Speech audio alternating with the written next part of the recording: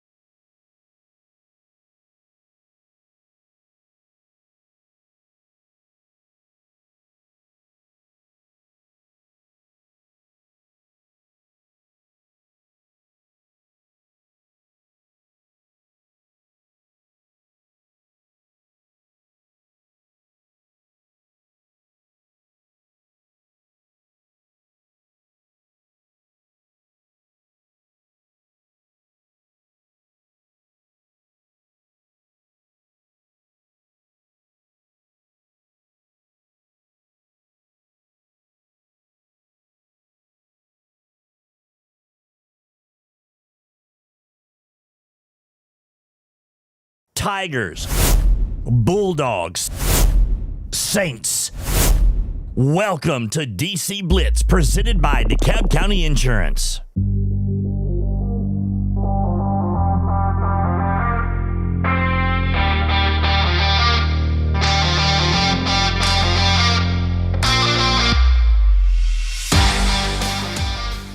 And good morning. Welcome to DC Blitz, presented by DeKalb County Insurance, live from DeKalb County High School Gymnasium, overlooking Harold Luna Court. Tom Duggan, alongside Kelly Pyburn. Coach will be here. He is, I don't know what he's doing. He's probably out Thanksgiving shopping, for all we know. So I've done all mine online. You what? I said I'm having to do all mine online. You bought your turkey online? No, I'm not in charge of the turkey. I'm only in charge of mashed potatoes, cranberry salad, and broccoli salad this year. Those are staples, though. You know, you got to have that. So, you know, you may not be in charge of the big things, but it's kind of like a team. Yes, you know. I know. I'm bringing my part. I'm doing my part. You know what? I tell you what. Last segment, we're going to have some fun. We're going to have some Thanksgiving fun because it is a week before Thanksgiving. Don't answer this now, but we're going to do Thanksgiving or Christmas. Which do you prefer? And, of course, we're streaming only on YouTube today, and I don't know if you can, I think you can comment. So if you want to chime in on this, you can answer some of these, and we may get to some of those in the last segment. But Thanksgiving or Christmas, which one do you like better? Turkey, ham, both, or neither? We'll give you 4 options. All right. Okay, and I already know my answers. One that's always perplexed me a little bit, is it giblet gravy or is it giblet gravy? Giblet. I've heard both. I don't know who says giblet. Well, I did a radio thing on this years ago, and I was surprised how many people actually said giblet, but I thought that maybe it was a northern thing. Well, and it's deviled eggs and not devil eggs, like I grew up saying devil eggs. I don't know devil eggs. Until somebody corrected me and said it was deviled eggs. Okay. I've always called them deviled eggs, but devil eggs, that sounds like Satan's got a nest. Yeah, well, I thought they were scary. I thought they were sent from Satan. They have that red dust on them. Yeah. So, you know, it's funny with deviled eggs. When my dad was still around, it was funny because Mom would make them at Thanksgiving, and Dad, he was the oddball. He didn't like the yellow. Mm-hmm. I didn't like the white, so we would swap out. I ate the bad stuff, and he ate the healthier part. My mom makes them for the kids, and she just hard boils eggs and takes the yellow out. They just want the egg. Oh, wow. So, yeah, I don't know. I don't understand that, but, you know, to each their own. Yes. It's all good. But excited about our show today. We're going to talk some Tiger basketball coming up in the next segment. Coach Joey Agee is here in the building, and we're going to talk to him and kind of do a season preview about the Tigers. They got their season off to a start earlier this week officially in a Hall of Fame game over at Wilson Central. We'll talk a little bit about that. We were scheduled to have Brandy Alley this morning, but they had to change up the tournament schedule today over at Gordonsville for the play day, and DeKalb County actually has the first game over there today at 11 o'clock against Liberty Creek.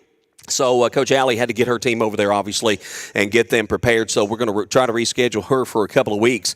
DeKalb County with a couple of games. We'll talk about that coming up as well a little later in the program. And then Kora Kilgore is going to join us around the bottom of the hour. She just signed with Anderson University last week, and she's getting ready for a big senior season of Tigerette softball. And you know this. What a lineage we've had in softball at DeKalb County over the years, and now Cora's going to join the ranks, left-handed pitcher. I'm excited to talk to her and kind of what stood out about Anderson, and just love seeing this Tigerette tradition just continue after all these years. I'm super excited to talk to her. I haven't talked to her in a long time. Just haven't seen her. But yes, DeKalb County does have a very good tradition of having good softball players and them transitioning into the college program. So I'm excited to see her. I was talking to Coach Agee earlier, and the program goes back to 1986 when Coach Danny Bond started it. They have never had a losing season, ever. Yeah. In the history of the program. I think the closest, Coach Bond had a 13-11 season once, and I couldn't tell you the year right now. But that's as close. They have always, and they've pretty much, baseball and softball for years. Of course, we had Coach Joey Reeder last week. The Diamond Sports have been big in DeKalb County and a lot of success. Well, and as Joey Reeder said last week, we had a lot of good little league programs, Yes. feeding it, and Yep. when you have that, it will make your program successful. And I feel like softball, the Pages did a great job. Absolutely. Of always having a league over there and making something available for girls sports. And like I have 2 kids; they both play softball and baseball, and I hate to say it, but girls softball has not made the jump in the state of Tennessee like it should. There are thousands of places to play baseball, and my poor daughter has nowhere. There really is only like 2 places that they can play softball. Wow, that's it. I mean, there's no fields to practice on. There's always baseball fields. Sure. I mean, my son plays in these obscure places all the time, and you'll just roll up, and it'll be the nicest 3 fields you've ever seen. And I'm like, there is nothing like this for softball. Yeah. We were in Brentwood a couple of weeks ago playing, and everything was paved, and the dugouts were super nice, and I was like, my poor daughter, loves softball just as much. And there's other girls out there. Sure. So you county commissioners, you elected officials, you need to pick up on your Title IX and get some girls' facilities because girls can play just as much as the boys. Amen to that. And, I've long been a supporter of doing all we can for our student athletes, the facilities for the kids in general, not just the ones that play in school, but recreationally as well, because it gives them something to do. When they have something to do, they aren't into things that they shouldn't be doing. Exactly. So, the more we can do for the kids, certainly the better. And I'm along with you on that, anything we can do. And I know there's so many needs our county has. DeKalb County has done a really good job because I know they have the park over by Bill Page. So there's 3 fields right there that can play softball. And I think, boys play Coach Pitch and stuff like that. And then they have the 2 little league fields, which is, DeKalb County is doing a pretty good job. It's the state has it, I wish DeKalb County could have a complex, and that way we could just play tournaments here and not have to travel. See, we'll work on it. We'll be the voice of that to make this happen, okay? So Some investor out there watching, you need to invest in this. If you have money, we will take it, and we will put it toward the kids of our county. You can believe that. So if you got a donation to make, holler at us, and we'll help you for sure. Kelly, we're going to talk some middle and west school basketball before we get into the segment with Coach Agee, and we'll start out with DeKalb Middle School. And poor Coach Matt Quarles, I'm going to pull my information up here. I just got this posted last night on the Blitz page, but they snapped a 4-game losing streak. But in the process, they lost another conference game on a score with like 30 seconds left. 3 of their 5 losses in conference have come within the last seconds of the basketball game. This can't continue to happen, right? I mean, something's got to change here. He's got the players, I know, but boy, you got to feel for him with some of these losses. I do, and as a coach, you're just sitting there. Like, you can only do so much and instruct so much, but it is hard. Those are hard losses. He's going to get another opportunity at them, but it sounds like a little bit of the mental game. Mm-hmm. And I stress to my boys all the time, not that they listen or do what I say, but Coach Agee has seen me do this, so I can prove that I've done it. But I'm like, take care of the ball. Yeah. I was like, know the clock.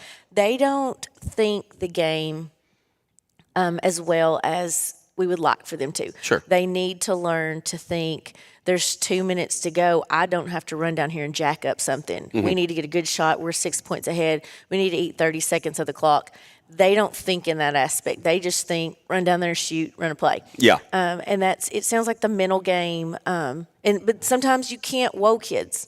I've tried to woe kids, and then you can't get them going back again. So you got to know your kids. But I think they'll be fine. I think they'll get over the hurdle. And tough losses make you grow as a player and as a team, and so hopefully they will get it figured out really soon and get over the hump and win some games. Lost to Prescott 47-44 ended up being the final score there, as I believe Reed Midget led the team. He fouled out with 14 points. Gavin Frazier also fouled out. Austin Parker, 13 in that loss. But then they bounce back. And I want to get your thoughts on this because they play Thursday night on the road, come back and play a noon game Friday afternoon on the road at Warren County. Saints get a win there. Lady Saints lost a tough one there. How difficult is it to play on a Thursday? I know these are kids and they got boundless energy, but still to play a full game and then turn around less than 24 hours later and play another? Yeah, but these kids a lot of those kids play AAU, they play baseball. You don't play one game. You play 3 or 4 games. I can remember being a kid. I'm sure Joey maybe remembers. He was right in on the tail end of it. I know with his brother Josh playing, we played in a tournament. We played in the James C. Hale and then drove to Friendship and played in a tournament there. And we've done the same thing yes, if they were playing at this high collegiate level, yeah, I could see that. You'd be a little more, but it's 24 minutes. It's a 24-minute game. There's probably 5 minutes of it is kind of some downtime, or you're sitting out. They should be able to bounce back and play. But now, and it helped too. Friday they didn't have to be at school, so they didn't have the 7 hours of focus mentally and stuff like that. So it's not too hard on these kids. We got to make these kids tougher. They're a little soft already. So as a coach, I'm like, yeah, you'll be fine. Get up and play. 45-35, Saints get the win, and again, snap a 4-game losing streak. Gavin Frazier, 11 points in that game. Keegan Taylor, Reed Midget had 8 points apiece. Brantley Brooks had 7, all coming down the stretch in the fourth quarter, and he was 5 of 6 from the free throw line to help seal that win. Lady Saints, they've had it tough, and I tell you, just like in high school, they're playing a lot of the same teams that the DeKalb County Lady Tigers play. Upperman, the Livingston area schools, Putnam County, they're meeting up with some of these schools, and it's been tough. And kind of like the West School girls, a lot of youth on this middle school girls team, and they took another tough loss to Prescott, 57-15. Better showing against Warren County, but Coach Erin Patterson, in her first year, she's starting to see some of this youth, I think, and inexperience really show against some of these teams that are extremely talented and have more experienced players as well. Well, and you have to look at, you're looking at Upperman, which the group that they're playing, that's Emily Christensen's daughter's playing that. She won a state title. Yeah. I mean, there's like 3 or 4 parents that have played in the state tournament that are playing on that Upperman team, on that girls team, and they're only in 6th grade. She's going to deal with them for 2 more years. And it's fine. I mean, her girls will grow. They'll get better. Playing makes you better. I think we put a lot into winning and losing sometimes, but, we're, again, a smaller county. I'm sure if you compare the school numbers to their school numbers, they're the smaller of the schools that they're playing against. Yeah. And DeKalb County is a little bit deficient in holding its athletes. I'm looking at the West School, the team that I'm coaching right now. One parent played for the West School. Wow. That their kid is playing. Yeah. For the West School. The girls have one as well. Mm-hmm. We're not holding our athletes. People are moving off, and that's fine. People can do that. I'm just saying it's really hard when you're not holding your athletes. You're not getting that same DNA come through that knows how to play. Sure. And I look at Kyle, which I think Kevin's daughter in 6th grade. They've got some of that DNA right there. Right. But and it is. Kids are made. When you got athletic parents, you're going to have athletic kids. So. Yep. But it's 57-15 in that game, and it was a tough night against Prescott. Zoe Ashburn had 5 points to lead the Lady Saints. Came back, and they played Warren County tough on Friday. 34-29. It was a 23-22 game going into the fourth period as Warren County able to pull away late. Aubrey Fusen had 7 points to lead DeKalb Middle. As they've had their struggles here of late, certainly, again, going up against some of this conference competition for both middle school and West School. The week off upcoming for Thanksgiving, maybe that helps a little bit, rest up and kind of get refocused, getting ready to come back at the 1st of December. Your team's been playing well. They had won 3 in a row, and I know you talked about scoring had been a bit of a struggle there early in the season, but kind of got the ball rolling, 3 straight wins there, and unfortunately ran up against a pretty talented-looking Trousdale team. I had a chance actually to come out for the first time and watch you Thursday night, and that was kind of a big Trousdale team. They are a big team, but it was the 3rd quarter before the boys started listening to me. I'm like, guys, you're not going to out-jump them. You've got to box them out. Well, when they started boxing them out, we started getting over the back calls. They got, and we got rebounds. They weren't getting 3rd and 4th chances to put back. So ours was a little bit of listening. I do feel that we can compete with them, and hopefully when we meet back up with them in late December, we can give them a loss on they're having homecoming that night, so we can spoil their homecoming. But they've been playing well. They're playing hard. Landon is doing, he's doing a really good job. I've kind of had to transition him. He was kind of being my point guard, and I need him in the post. Yeah. So I've moved him there, and he's owned it, and he's doing a good job of taking it to the basket. He's just got a little more body on him. And we've had to change our defense up a little bit. I just don't have that big kid that I've always had. I just don't have him anymore. And so my guards are doing a better job. We're learning. We just got to keep working. Keep working. Landon Holmes and Maddox Piper at 11 points each in the loss, and Levi Cripps added 9 for DeKalb West Schools. Again, that 3-game win streak snapped against Trousdale County, but playing some excellent ball up till that point. Girls game, and again, we talked so much about the girls and just the youth, and you could see it. And I tell you, the size really stood out to me Thursday night, just how small they were. And I got cracked up a little. It was early in the ball game, and Katie Jo Bowman comes across half court. She's 4'9", maybe a little bitty thing out there. She's not barely past the Bulldog logo and fires a 3-pointer. Them fifth graders will light it up. Hey, I'm gonna tell you what. Now it didn't hit, but she was close, and I was like, wow, We've been Coach Chapman. I've stopped one day. I got back for my bus route early, and I kind of worked with them a little bit. She's really been working on their form, but then when they get in the game, they just kind of forget everything you've taught them in practice. But they're not afraid to shoot, and you've got to have that. Yeah. And hopefully, the next couple of weeks, I can go to maybe one of their practices and help Kaylee and help figure out an offense. Coach Chapman's doing a great job. It's just hard. It's her first year. I'm just trying to give her some pointers on, like, maybe try this. Because, hey, I take pointers. My dad will come watch games, and he's like, you need to do this. And I'm like, all right.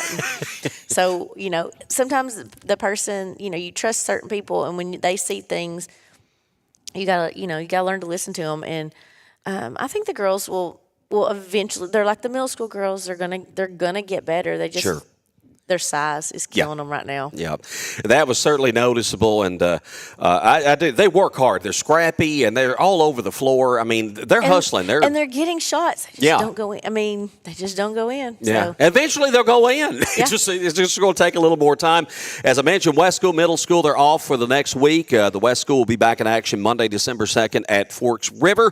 Middle School returns to the court Monday, December 2nd at home against Allgood. All right, when we come back, Coach Joey Agee is going to join us to talk some DeKalb County Tiger basketball. Coach Vance in the house as well. This is DC Blitz, and we are presented by DeKalb County Insurance. Teamwork, accountability, honesty, showing respect, dependability.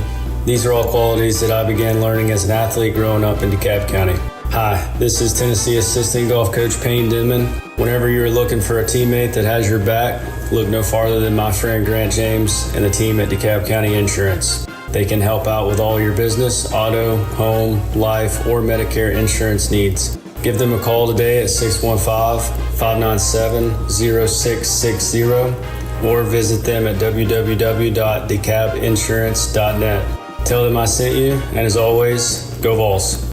When closing on a new home or piece of property, you want the process to be as smooth as possible. For almost 20 years, DeKalb Title LLC has been helping new property owners in Smithville and DeKalb County through that process promptly and efficiently. As your trusted title expert and closing company, they believe buying or selling real estate should be a joyous occasion, and their team does everything possible to keep it that way. DeKalb Title works to make sure your transaction gets to the closing table and your new property is secure for years to come. Let DeKalb Title help you close and protect your residential, commercial, or new construction transaction today. Call 615-597-2303 or visit them online at DeKalbTitle.com. As first-time home buyers, navigating the real estate market can be both exciting and daunting. At Farmhouse Realty, we understand your unique needs and are dedicated to guiding you through the process with ease. With our extensive knowledge of DeKalb County and its surrounding areas, we can help you find your dream home or sell your existing property at the best possible price. Farmhouse Realty is committed to understanding your financial situation and goals, finding the perfect home that aligns with your lifestyle, negotiating the best terms for your purchase or sale, and being there for you every step of the way. Give us a call today at 615-597-FARM. That's 615-597-FARM. 3276 or check out our listings at farmhouserealty.org. Farmhouse Realty. Let us help you achieve your real estate dreams. Hey, Sam! Who said that? Cheryl? What are you doing up there? My bank always leaves me up in the air. I'm still waiting for an answer. Oh, darn birds. Well, switch to First Bank. They have fast local decision makers and the latest banking products in digital. Whew, what a relief. I'll call First Bank. When I was up there, I saw a branch near me. First Bank never leaves you hanging. Bank local. Get more. Member FDIC. Prompt, professional, and courteous healthcare services. That's what you find when you visit Good Health Family Clinic, 414 East Broad Street in Smithville. When you're on the go, you can't afford to be sick. The staff at Good Health Family Clinic is committed to getting you back on your feet and feeling better as soon as possible. They are locally owned, so you know you're being helped by people from right here at home, who you know and trust. Good Health Family Clinic accepts most insurances and is currently accepting new patients. Call to schedule an appointment, 615-597-4432. Good Health Family Clinic. Your family's good health is our mission. Impact Physical Therapy is a direct access, cash pay physical therapy clinic, which means your care is provided one-on-one by a doctor of physical therapy, tailored to you and your needs. Whether it be injury, performance, or generalized health improvements, a plan is developed to improve your overall health, mobility, and strength safely and without injury. Another benefit of direct access is if injury does occur, you can immediately seek out care for an evaluation and treatment, potentially that day or the next day, without having to wait for a doctor appointment.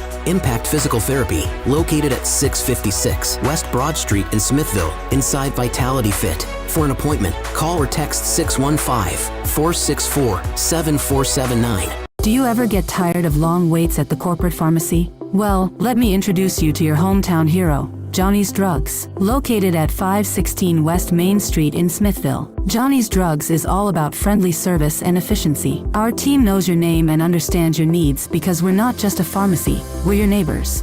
Experience the warm, welcoming atmosphere that only a hometown pharmacy can provide. Johnny's Drugs, where friendly faces and efficient hometown service come together.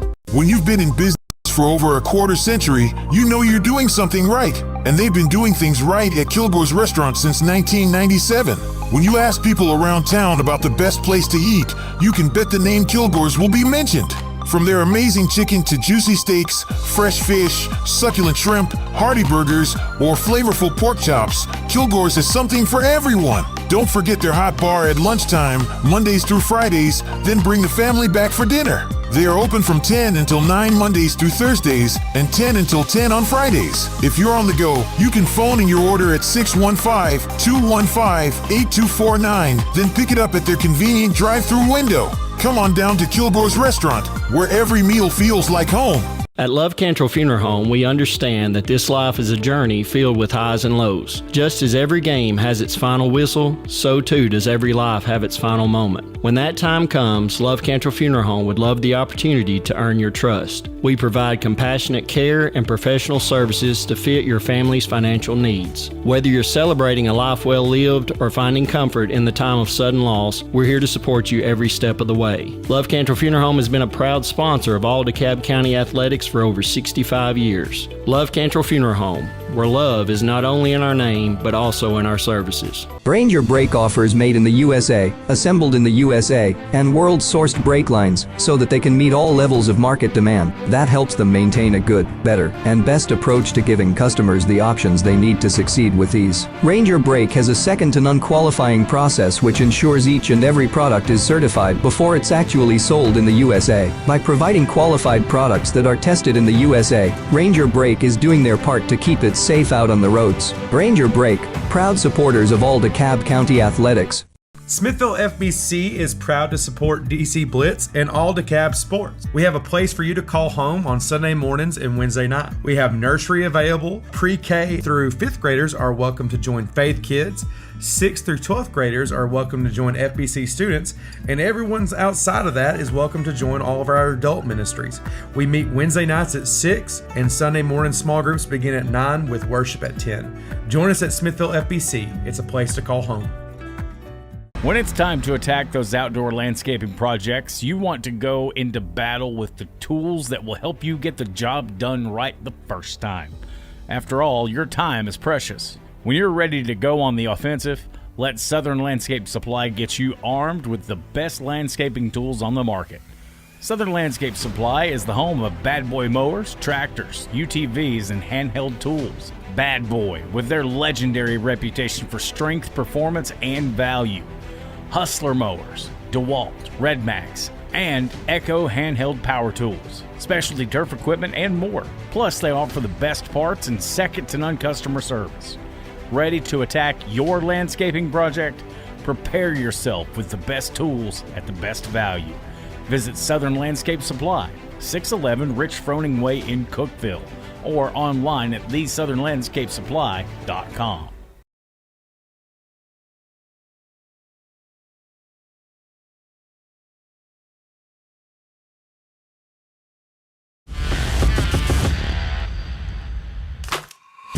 And we're back on DC Blitz, presented by DeKalb County Insurance. Coach Vance is in the house. Had to go get the ears lowered this morning. Sure did. There's not a lot to work with up top, but Dana does a great job.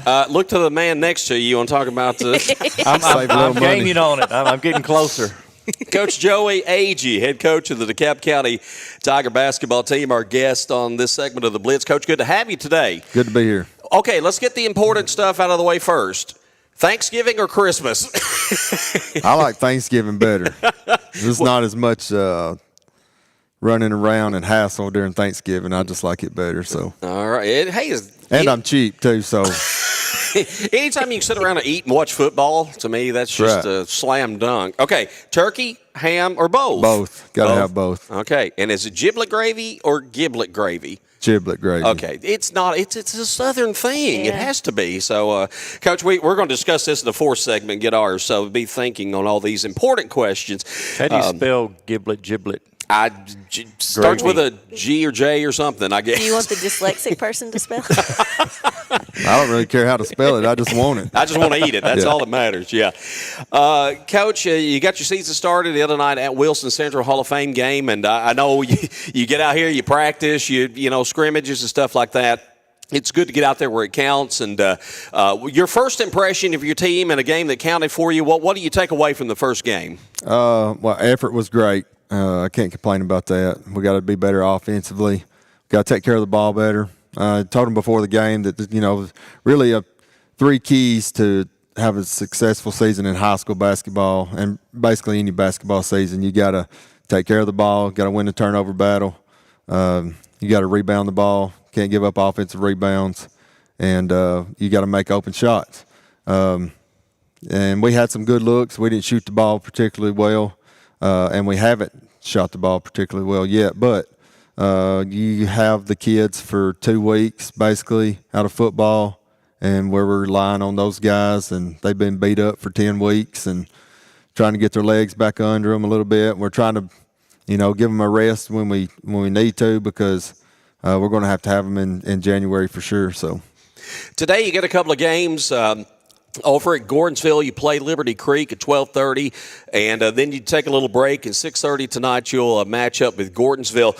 What are some things maybe you hope to see in terms of improvement from your first game to what you see today? Well, we just got to shoot the ball better. We spent some time this week just working on our shot.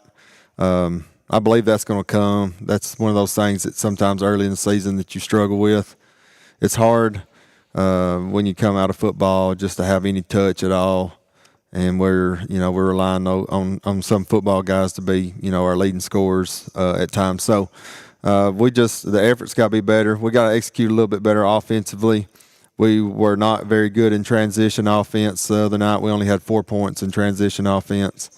They had 14, I think, maybe. But so we lost the battle in those areas. And we're looking to, be better in transition today for sure. Who are your seniors this year on the team? I have 3 seniors: Dallas Kirby, Seth Fusen, and Jordan Parker. All 3 guys seen a lot of time last year. Of course, Jordan got hurt, missed about a month during the season last year, had a little knee injury.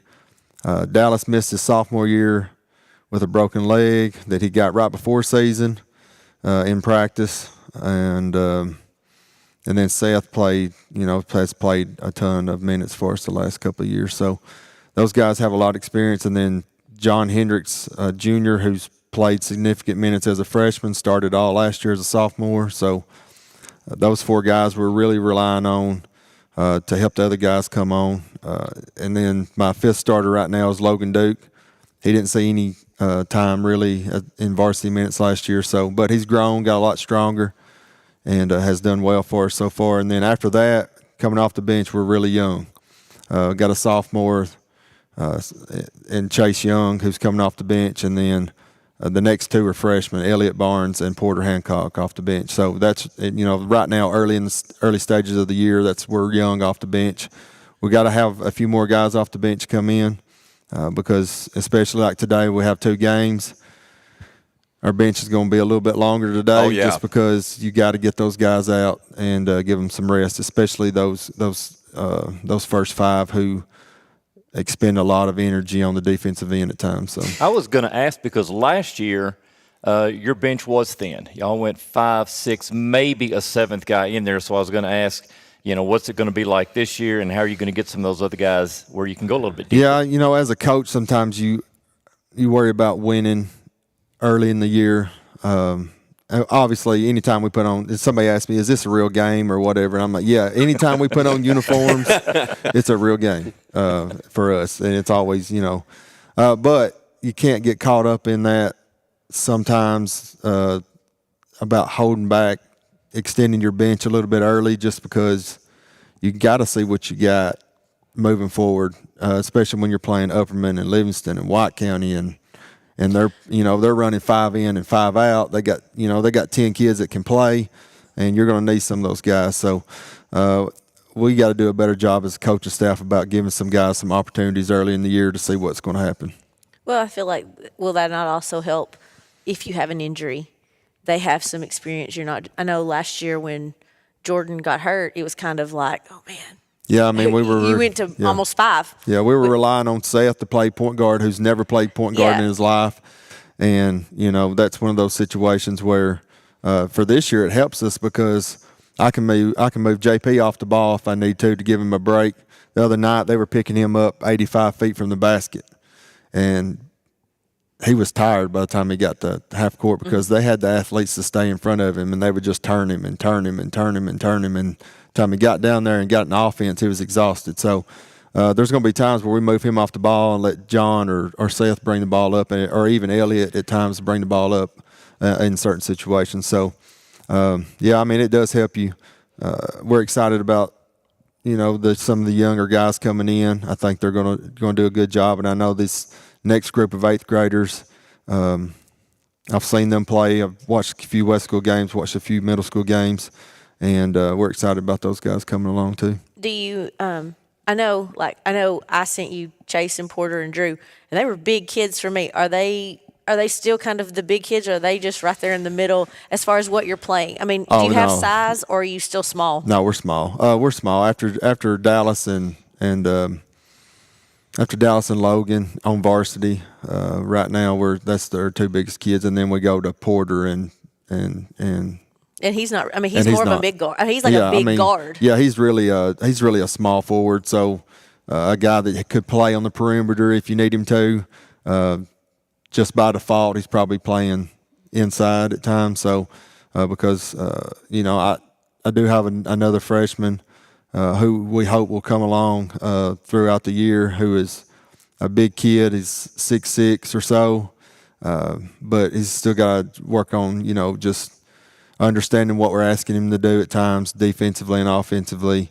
And I think, eventually he might be able to help us too. But, again, you get into season, and right now I have 11 freshmen, and you're trying to get them some time, but you're also trying to prepare for the next day's game. So it's just, it's tough. So how much do these games before you get into district do mean, because you do have such a big freshman class and you are going to have to incorporate them? How important is it to get them in minutes before you? I mean, we call it the preseason, I guess, before you really get into district. So how important are you going to treat these games? Oh, yeah. I mean, we're going to have to – obviously, we're going to try to win every game. But there's going to be situations where we're going to need them. Other night, John had 2 fouls in the first quarter. Mm-hmm. I think Dallas had 2 fouls in the first quarter. So you look out there and we're sophomore, freshman, senior, junior. So it's like, and we played that way for a while. And, we led most of the first half. Yeah. Down 1, going into the last defensive possession of the half, we give up an offensive rebound. They tip it out to their best shooter. He knocks down a 3. You go down 4 at the half. So, and then about the first 4 minutes of the third quarter, we were really bad. Well, just to be honest with you, we were really bad. Yeah. They turned it over, first possession. We got the ball back. We turned it over. They scored 2. We go down, miss a shot. They turn it over. We turn it over. They hit a 3.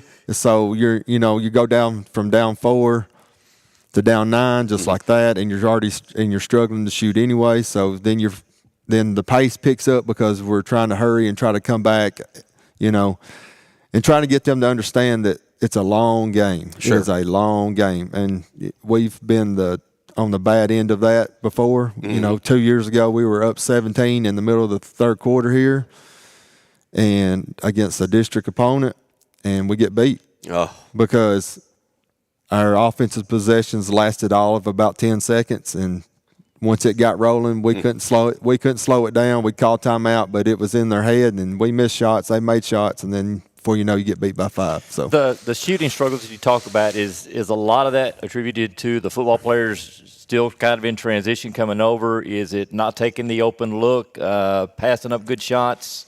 I think part of it is just getting the football guys back, but our biggest problem, honestly, is kids don't work on shooting game reps. They just don't. They're jacking it up from half court. They get more excited about who can hit a last-second shot, and they're down 15. Like, they go nuts if they hit a last second. I'm like, we're still down 15, guys. Yeah. It counts more. No, it doesn't. The thing is, we're trying to get them to understand, especially at the high school level, and I think, at the middle school level too, they need to understand, like, when you work on your shot, you don't walk out of the locker room and start shooting three-pointers. Like, you got to work from inside out, and we can't take enough time during practice to make you good shooters. Mm-hmm. You have to do that on your own outside of time. Coach Randolph, my assistant coach, everybody knows he could light it up, and he could light it up from everywhere. Mm-hmm. But he would shoot 500 shots every day by himself. We didn't have the machine that shot it back out to you. It was the old metal rail that you just move around on a wheel. Yep. And he would throw it off the wall. He would do whatever, catch it, and he would run to this end and shoot, and he'd run to that end. You got to shoot when you're tired, and they just don't understand that. I think they understand it, but getting them to do it is one thing. So, defensively, in years past, there will all be 2 or 3 guys up front that would just hound the ball, and you can talk about JP doing that, talk about Seth doing that when he was a freshman. Do you have that type of mentality? Is the defense coming together a little bit quicker than the offense? Yeah, absolutely. We were really, really good defensively in the first half. Really good defensively. I like to hear that. Even in basketball, I like to hear that. The only 3 that we gave up, and everybody knows today's game is a 3-point. It's a 3-point game. We only gave up 1 3-pointer in the first half, and that was the last second one before we go to halftime. Because we were very active with our hands. We've put in a new defense. It's a 2-1-2 defense, and has some principles that, you always have one guy who's staying between the ball and the basket, no matter where it's at, and then the top 2 guys' responsibility is to make everybody throw lob passes. Mm-hmm. So worked out really well for us, and we'll continue to run that some throughout the year. But we had just put it in a few days prior to that game, just to have a different look, and we really liked the way it looked in practice. So we run it a lot during that game. I think the reason why the second half turned out the way it was, 1, we didn't make shots, but 2, we were tired. We were tired, and the boys would tell you the same thing. They were tired. So again, bench comes into play. Right. They got to come in and they got to know what's going on when they go in there. We can't put you in there to give somebody a break and then we turn it over a couple of times because you don't know where to go, or you don't want to take care of the ball, or whatever it may be. So growing pains early. Hopefully it'll pay off for us in the end, though. When you look ahead, of course, I know you're focused on the here and now and these games that are going to fine-tune you for district, which starts in January. What are you looking at district-wise? Because for years and years, it seems like top to bottom, this district's been very competitive, very tough. Is it the same this year? And where do you figure into that? And maybe where do you need to improve the most, you think, to be competitive in this district this year? I think, we was talking earlier, in high school basketball, especially in our district, you got to get to 60 points. Mm-hmm. You got to get to 60 points. If you can get to 60 and play really good defense, you got a shot. Sure. But I've seen some scores from some of the teams that's in our district. They're in the 70s scoring right now. Yeah. White County's going to be really, really good. Mm-hmm. They're going to be deep. They still, they won the other night and they didn't even have their football kids back yet. Wow. So Cumberland County, they're young. I watched them play a little bit last night online, but they shoot it from everywhere. Mm-hmm. And that's what they're probably going to shoot 40, 50 threes a game. I mean, they're just going to let it fly from everywhere. And that's what they do. And he holds nothing back. He'll tell you, we're going to run and we're going to shoot threes. Yeah. So, of course, Upperman's Upperman. They got Chafin and Cobb and they're deep too. They'll play 9 or 10 kids, and then you got Livingston, who's young, but they got some returning starters, and I've seen them play. They play super fast. If you've seen them play in the last few years, it's like a racetrack. They get the ball and they go and they shoot threes and move the ball really well. So, and then Stone's they still got Caps. They beat Cookville the other night by about 20, 25, so they're really good again. So, yeah. It's going to be tough. It's tough. How excited are you about the new district alignment for next year? Well, I mean, I have mixed feelings about it, really, to be honest with you, because when you go from the district you're in now, obviously the road to Sub-State's still going to go through Upperman, Livingston, all that bunch on most years. There's no rivalry. There's no feeling of rivalry anymore. You had to create one with Watertown, I guess. It's just and I hope we can continue to play some of those teams on the other side in the regular season, just because I think we spoke earlier. I don't know that there's been a time that Livingston has not been in our district. Yeah. Ever. As far back as I can remember and as far back as I've researched. Well, I said that last week when we talked about the realignment. I was like, you're having a district that DeKalb County's in and Livingston's not a part of it. And I had no clue. Like I said, I had no clue that was even a thought out there. I thought that Watertown would come to our district and we would be a 7-team district and we would roll on like we have in the past. When Macon was in, we had 17. Mm-hmm. And then I got a text message from a coach that said, congratulations on the new district. And I'm like, what are you talking about? And then he sent me a screenshot and I'm like, well, what I think is going to end up happening is after this cycle, and the way that district and region tournaments are made. Like for softball and baseball, the top 2 teams in the district tournament go to the region. Mm-hmm. Well, in basketball, it's top 4 teams. So, but now we're in a district with 4 teams, so we're going to go to the region every year. Now you got to try to get that top seed, so you play a lower seed on the other side. Mm-hmm. But I think eventually what will happen is probably you'll have to finish top 2 in the district tournament in your side, and then that'll be the region tournament, and then you'll move on. They won't do that. You don't think they will? Well, that cuts out 2 games. Well, the reason why I say that is TWSAA gets all the money, and that's it's like football. It's like these footballs that you don't win a game, and you're in.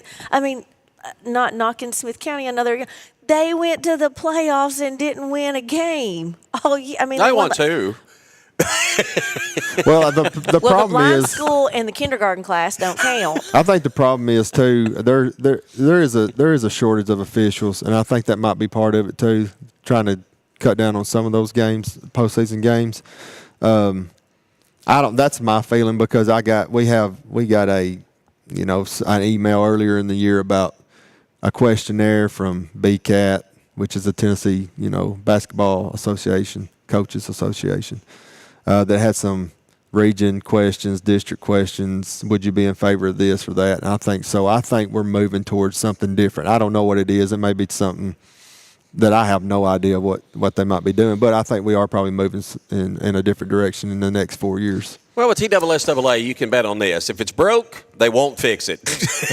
Not to the satisfaction of everybody. They're gonna break it. So I mean, I kind of thought maybe, eventually we might do just a region schedule where you play your side twice and you might play everybody on the other side once, and then they'd seed you out from there. But then you getting this, well, their side is easier than our side. And so I don't know how they would do that. There's never an easy solution, honestly. And I know I pick on TSSAA, and like Kelly says, a lot of times it's all about the money, but a lot of times there's just not an easy solution to make it good for everybody. Somebody's always going to be unhappy. And everybody's going to have up and down years. It's Sure. just like he said, my side's, one year, your side's going to be the tough side, and next year, the other side. I mean, there's no fair way. I mean, there's just, and until they start doing, which college doesn't even do it anymore, until they start tracking these kids more, I mean, they move parents will up and move. They'll move. I mean, we're going to get to the high school transfer portal. Is that what you're saying? I mean, we're already point. there. I mean, he was talking about, Gordonsville's already got a transfer from York. I imagine that's because York wasn't going to go. They can't get out of their district because look how tough this district is. Mm-hmm. You can go to Watertown, easier district, easier region. They went straight to state last year. They didn't lose but 1 or 2 kids. Yeah. I mean. So, I mean, I don't know what's going to eventually happen, but I wish, this is my opinion because I'm old school, I wish we would go back to 3 classifications in basketball. Yeah. And have the old district of Smith County and Cannon County. I just feel like, to me, that's rivalry to me because that's where I played. Yeah. Now, Coach Randolph, he sees it a little bit different because Upperman was in when he was in high school and some of those other people were out. So it's just, I think about kind of when you grew up and when you played. Upperman went to single A. Yeah, when you played, I think it's Central different. Magnet almost has to feel like USC or UCLA going to the Big Ten. It's like we don't belong it's like here. Stanford going to the ACC. They are better, Stanford in the ACC. They should be playing all those teams that way. If I'm not mistaken, I think Central Magnet was in our basketball district for a few years. Yeah, they were. So back in like 2008. And then Macon's been in and out since I was in high school. Macon, they always they're back and forth. It seems like, but yeah, Central Magnet. I think when they first got going was about there was a run of about 4 years or so that they were in the district with DeKalb County. So, but again, they were kind of the oddball because imagine driving from Murfreesboro to Jamestown at that point. Well, in softball, I remember because I coached softball at that time over in Smith County. At that time, Central Magnet wasn't very good, and they would either play a doubleheader, like they would go to York and play a doubleheader, or they would just be like, "We're not playing y'all." Yeah. And we'll see you in the tournament. Yeah. Like we'll take 2 losses, like we forfeit, or they just wouldn't play each other because they didn't want to do the drive-in.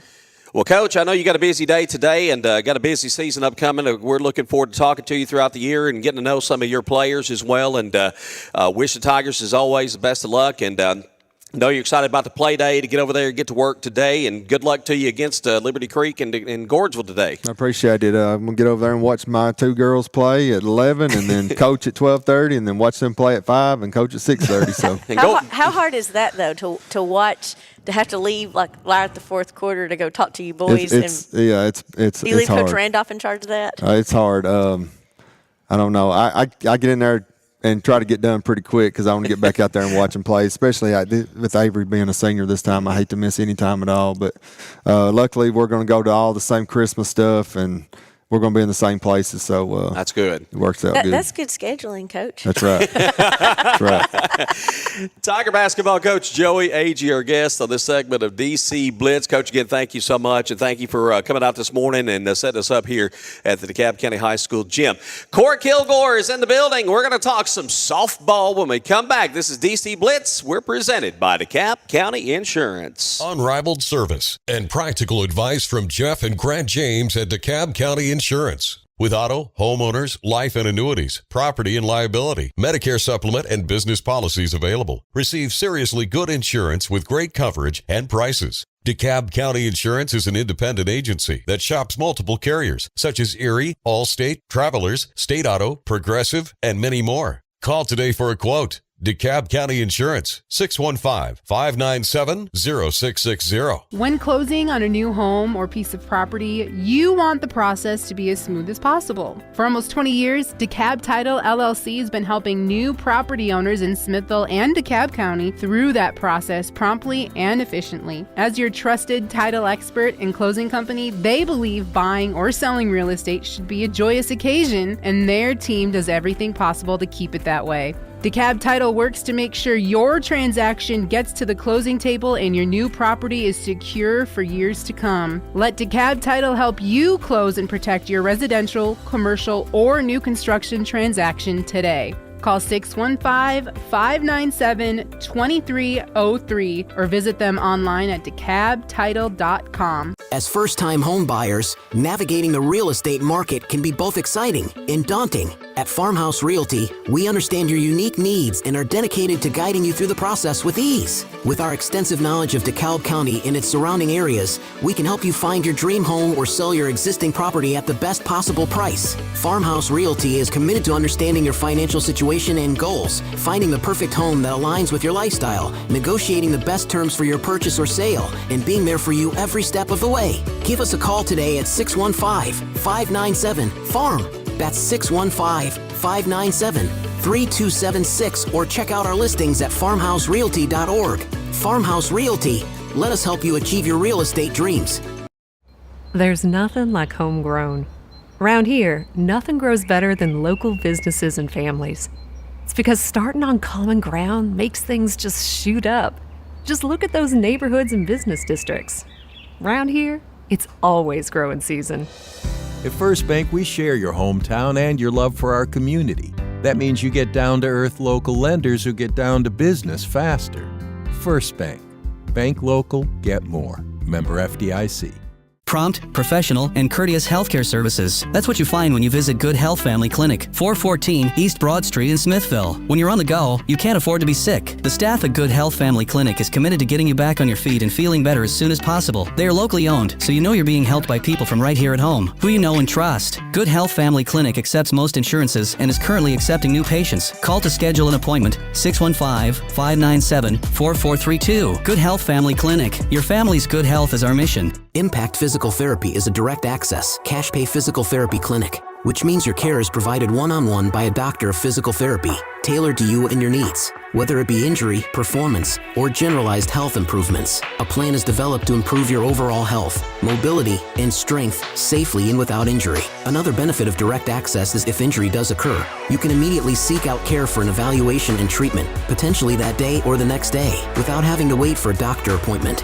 Impact Physical Therapy, located at 656 West Broad Street in Smithville, inside Vitality Fit. For an appointment, call or text 615-464-7479. Need your medications? Johnny's Drugs has got you covered. At Johnny's Drugs, we make sure you get the prescriptions you need when you need them. No more waiting around like you do at those corporate pharmacies. Johnny's Drugs is all about friendly service and efficiency. Whether it's a quick refill or some advice on over-the-counter remedies, our knowledgeable staff is here to help you feel your best. Experience the warm, welcoming atmosphere that only a hometown pharmacy can provide. Johnny's Drugs, located at 516 West Main Street in Smithville, where friendly faces and efficient hometown service come together.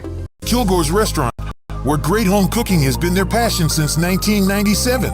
If you're looking for a delicious lunch, the hot bar at Kilgore's is served up daily with plenty of home-cooked choices. Tender meats paired with 2 or 3 of their signature sides, all served up hot and fresh. If you're in a hurry, call 615-215-8249 to place your to-go order. Hey, don't forget, Kilgore's isn't just about lunch. They are also open for dinner Monday through Friday. Kilgore's also offers catering for your special events. Come on down to Kilgore's Restaurant, where every meal feels like home. Open Monday through Thursday from 10 until 9, Friday from 10 until 10.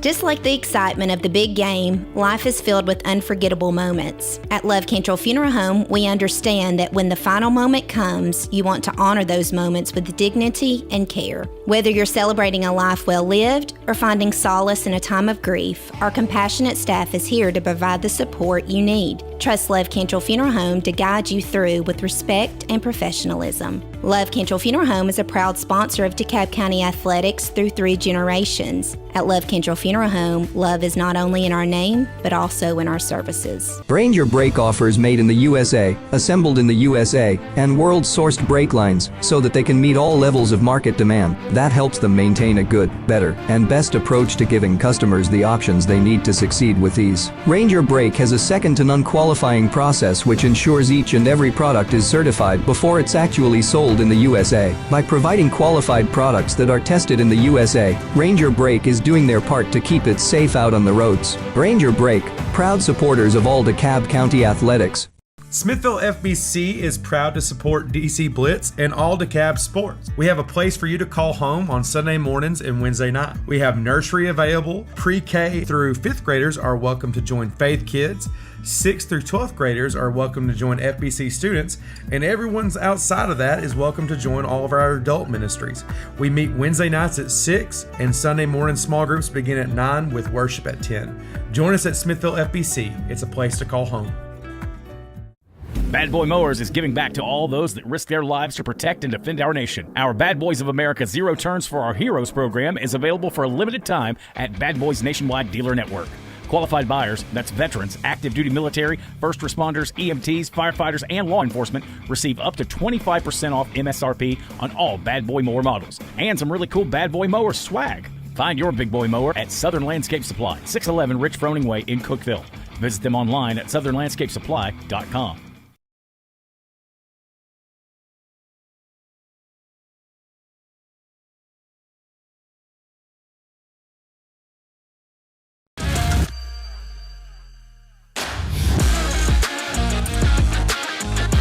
We are back on DC Blitz, presented by DeKalb County Insurance. Tom, Kelly, Coach, and down at the end of our table, joining us this segment, Kora Kilgore. Kora, good morning. Good to have you on the program with us today. Excited to be here. She says she's a little nervous about being here. Just a little bit. No, she just says she doesn't like to talk to people. Well... That's why she likes to be in the circle by herself. That's what Coach Vance said. I believe that's what I heard. What is it like being in the circle by yourself? I mean, is it, do you really like it, just being able to just kind of be there? I know you communicate, but then again, you're kind of in your own place, right? I love it because I don't like to talk to people, so I'm by myself in the circle, but it does get lonely sometimes. Sometimes? Do you ever just like shout over to second base and be like, hey? I do. My shortstop and second baseman. What's the most difficult thing about being a pitcher? Probably that you're by yourself. It's like one thing, like with the defense, they're all together, but like pitching is its own thing. Yeah. So you feel like you have to constantly do good because it's also like everybody kind of relies on you because you're the first person to throw the ball, you know? Sure. When you have maybe you give up a couple of hits in a row or something, do you ever find yourself getting rattled a bit? And how do you kind of, I guess, get out of your own head, so to speak? Yeah, my freshman year, I was a lot like that. I would get worried every time someone even touched the ball. I'm like, oh no, they're gonna hit one out. But now it's just kind of like, I'll get the next one. Like it's okay. Yeah. So Anderson University, you've committed there. You've signed your scholarship papers, everything. What about Anderson University stood out for you? I really like the atmosphere there. Like as soon as I got there, it kind of felt like Smithville almost, like the town, like Anderson itself. Yeah. It just felt like big Smithville. What part of South Carolina is that in? It's about 30 minutes close to Clemson. Okay. Yeah, it's like right in the middle. Okay, so now you got an academic and an athletic scholarship. So academic-wise, is there a program or anything there that really interested you as well? I'm going to be going into accounting. Okay.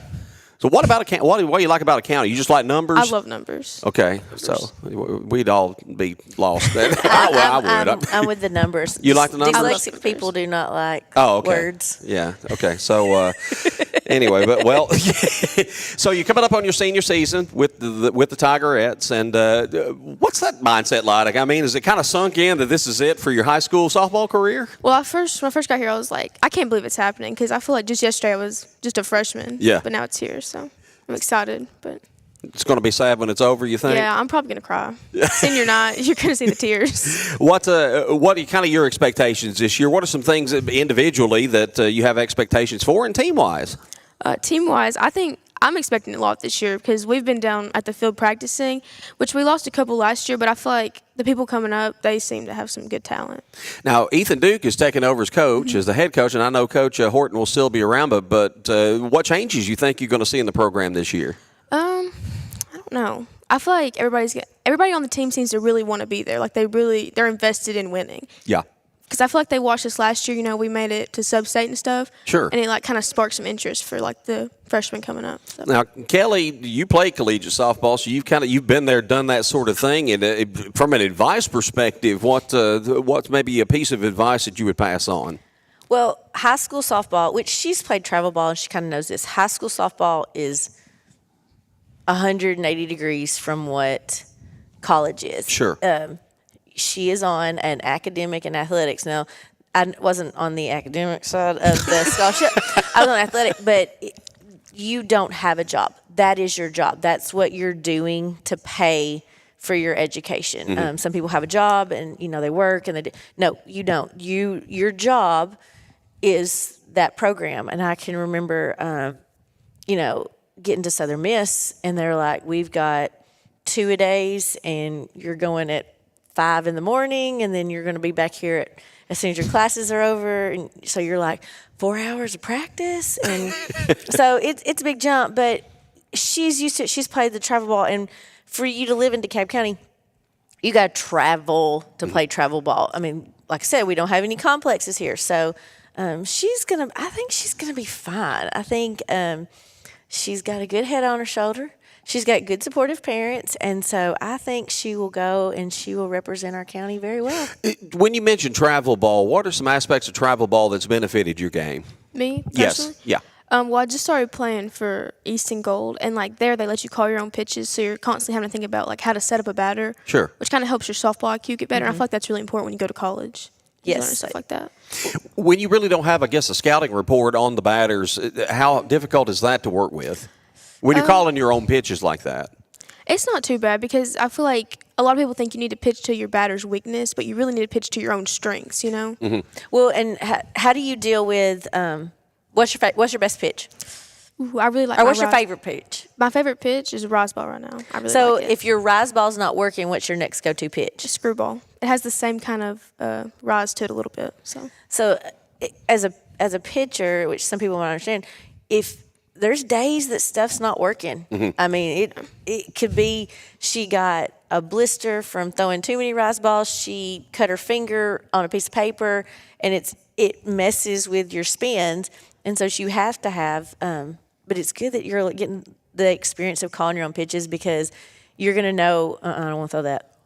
I've seen her swing. I don't want to get the ball anywhere near that part of the zone. it really. I mean, some pitchers are so. They only know how to do what the coach. They do not know how to think the game. Mm-hmm. And it's like we talked about Greg Maddox a couple weeks ago. He set up a batter and let him hit a home run because he knew when he saw him again, he was going to be looking for that pitch. Right. He was going to throw something completely different that guy couldn't hit. So same for her. She sounds like she's going on a really good travel ball team.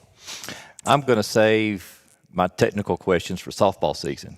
I want to get back to Anderson. And how did you find Anderson? How did Anderson find you? All right. So the travel team I'm playing on now, when I played for my other one, I played that team last fall, and then he coached the team. He's really good friends with the coach and kind of is their scouting person for them. And then after the holidays, he kept calling me, and then I eventually went up there for a visit and stuff.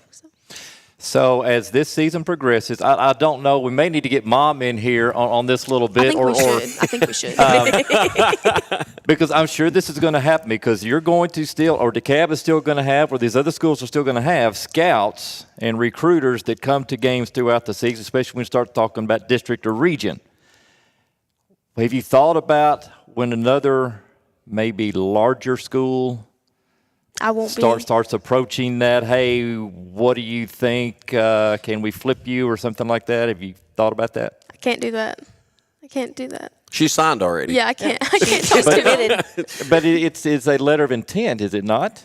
No, you usually sign a contract. I signed the contract, and it says I can't talk to anybody, which I don't want to. Because I thought a letter of intent you could back away from it. I'm sure there is a loophole to get out of it, but it may cost her a season to get out of it. She may have to sit out a red shirt. There is some things. It's like a contract. I mean, like she signed a contract. It's like joining up with the Army. She signed it. She's got to show up at least. See, that's not a stupid question because I learned something from it. It's a great question. There's no such thing as a stupid question. I say it all the time. Anderson, what conference? It's in the SAC conference. It's Division II. Division II? Awesome. So from talking to the coach, is this a position you're going to walk into and immediately get into play? Or are there other pitches? Is there a pitching staff? What is... There's about 3 or 4 pitchers. There's like 3 main ones, and they have another one that kind of plays other positions too. But when I talked to him, he said that I'd be pitching some my freshman year. So I like that too. Yeah. That's good. Do you play any other positions or is it just pitch? I really just pitch. I can do first base, but I'd rather be in the circle. You'd rather be in the circle by yourself. Yes, all by myself. Where nobody's bothering you. Are you a pitcher only or do you hit? Well, I mean, I know in high school you hit. I do hit in high school. I hit a little bit in travel, but not a lot. So every once in a while. So does that affect your game?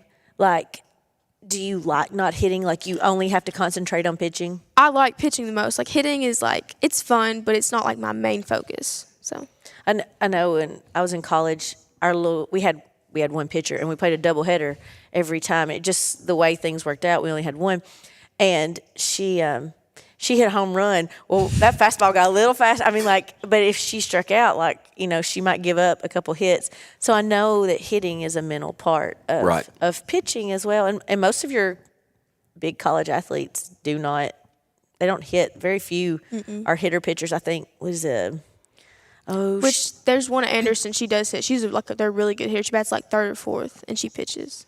So she might be a DH some when she's not. Probably. Yeah. All right. What's the mascot? It's a Trojan. Trojan. Okay, I was looking on the shirt and I thought it was probably something like that, but then again, for me, and what team colors? What are your team colors? Black and gold. Hey, there you go. Won't have changed wardrobe at all.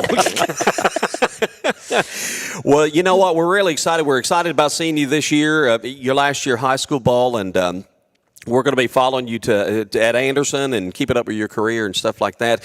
Are there anything maybe specifically the coaches have said, hey, we want you to work on these specific things over the course of the next year before you get to college? I haven't been told anything specifically, but I plan to try to improve before I get there. So. Are they even, and I don't know how this works, they may not be able to, offering you any kind of technical advice on your pitching, some elements to work on yet? Not yet. Not yet, so.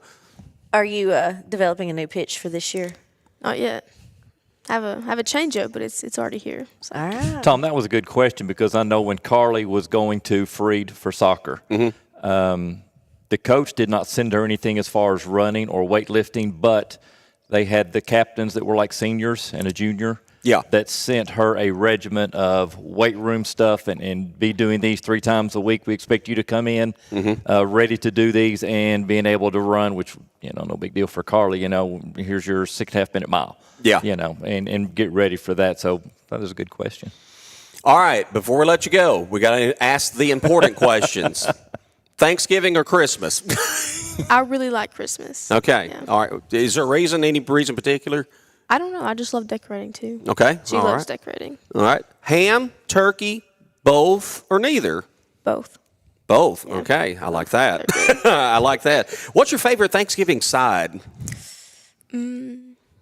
I love sweet potato casserole. Ooh, But my favorite, I love pumpkin pie. I know that's not a side, but Okay. I love pumpkin Well, yeah, I mean, kinda. It's a dessert. I mean, well, it's part of it. It's part of the meal. So I can't think of it right now. What menu item at the restaurant is it named after you? Which one is it? Cora's what? I have a kids menu. I have the kids menu. Yeah. Okay. Cora's chicken. My kids eat it every time we go.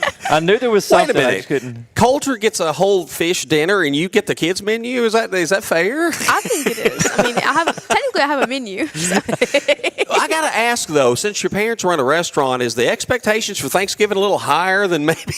Probably. We're coming to y'all's house, Dee. Thanks.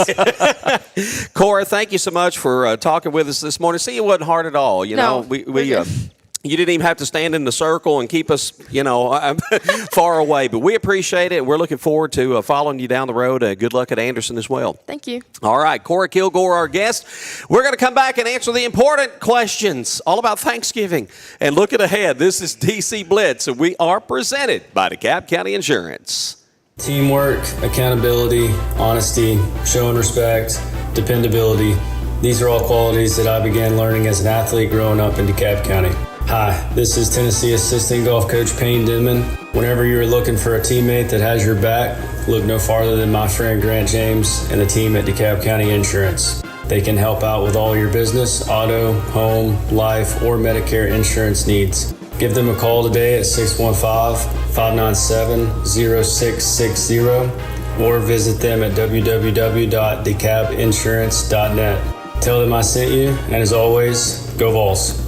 When closing on a new home or piece of property, you want the process to be as smooth as possible. For almost 20 years, DeKalb Title LLC has been helping new property owners in Smithville and DeKalb County through that process promptly and efficiently. As your trusted title expert and closing company, they believe buying or selling real estate should be a joyous occasion, and their team does everything possible to keep it that way. DeKalb Title works to make sure your transaction gets to the closing table and your new property is secure for years to come. Let DeKalb Title help you close and protect your residential, commercial, or new construction transaction today. Call 615-597-2303 or visit them online at DeKalbTitle.com. As first-time home buyers, navigating the real estate market can be both exciting and daunting. At Farmhouse Realty, we understand your unique needs and are dedicated to guiding you through the process with ease. With our extensive knowledge of DeKalb County and its surrounding areas,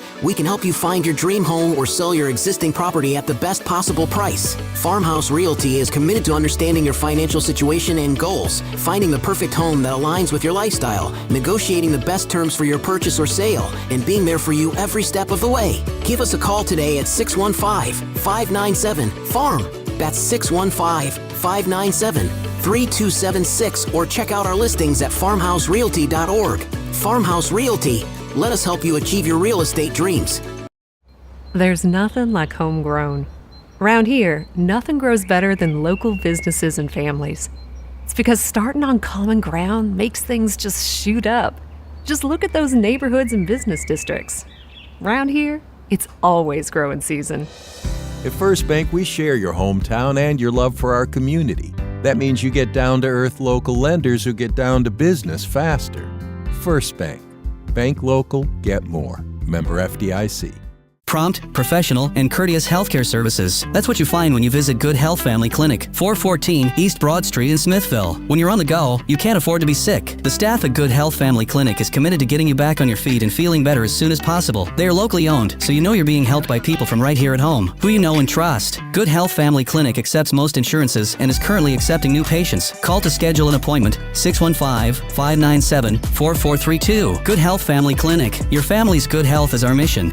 Impact Physical Therapy is a direct access, cash pay physical therapy clinic, which means your care is provided one-on-one by a doctor of physical therapy, tailored to you and your needs. Whether it be injury, performance, or generalized health improvements, a plan is developed to improve your overall health, mobility, and strength safely and without injury. Another benefit of direct access is if injury does occur, you can immediately seek out care for an evaluation and treatment, potentially that day or the next day, without having to wait for a doctor appointment. Impact Physical Therapy, located at 656 West Broad Street in Smithville, inside Vitality Fit. For an appointment, call or text 615-464-7479. Do you ever get tired of long waits at the corporate pharmacy? Well, let me introduce you to your hometown hero, Johnny's Drugs. Located at 516 West Main Street in Smithville, Johnny's Drugs is all about friendly service and efficiency. Our team knows your name and understands your needs because we're not just a pharmacy, we're your neighbors. Experience the warm, welcoming atmosphere that only a hometown pharmacy can provide. Johnny's Drugs, where friendly faces and efficient hometown service come together.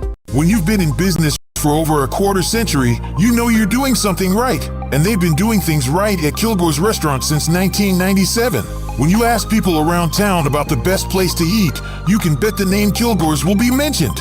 From their amazing chicken to juicy steaks, fresh fish, succulent shrimp, hearty burgers, or flavorful pork chops, Kilgore's has something for everyone. Don't forget their hot bar at lunchtime, Mondays through Fridays, then bring the family back for dinner. They are open from 10 until 9 Mondays through Thursdays and 10 until 10 on Fridays. If you're on the go, you can phone in your order at 615-215-8249, then pick it up at their convenient drive-through window. Come on down to Kilgore's restaurant, where every meal feels like home.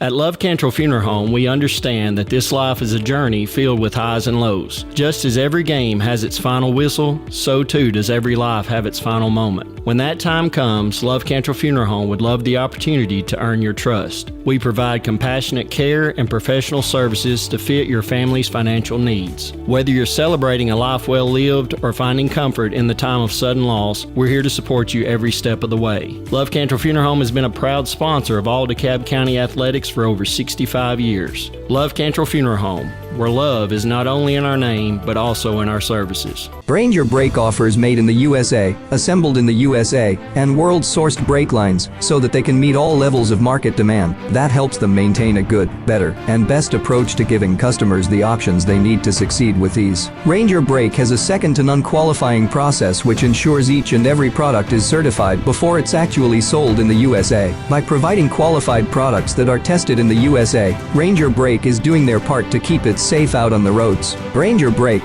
proud supporters of all DeKalb County athletics.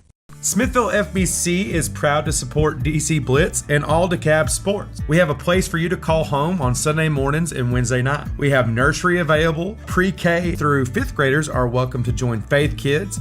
6th through 12th graders are welcome to join FBC students, and everyone's outside of that is welcome to join all of our adult ministries. We meet Wednesday nights at 6, and Sunday morning small groups begin at 9 with worship at 10. Join us at Smithville FBC. It's a place to call home. Want a mower that's tough enough to break all the rules? Want everything without sacrificing anything? Want performance for the long haul at an unbeatable value? The perfect balance of power and performance? You want a bad boy mower. Packed with power, muscle, simplicity, and comfort the pro and you demands. It's your time. You deserve a bad boy. Bad Boy Mowers. Mow with an attitude. Find your big boy mower at Southern Landscape Supply, 611 Rich Froning Way in Cookeville. Visit them online at thesouthernlandscapesupply.com.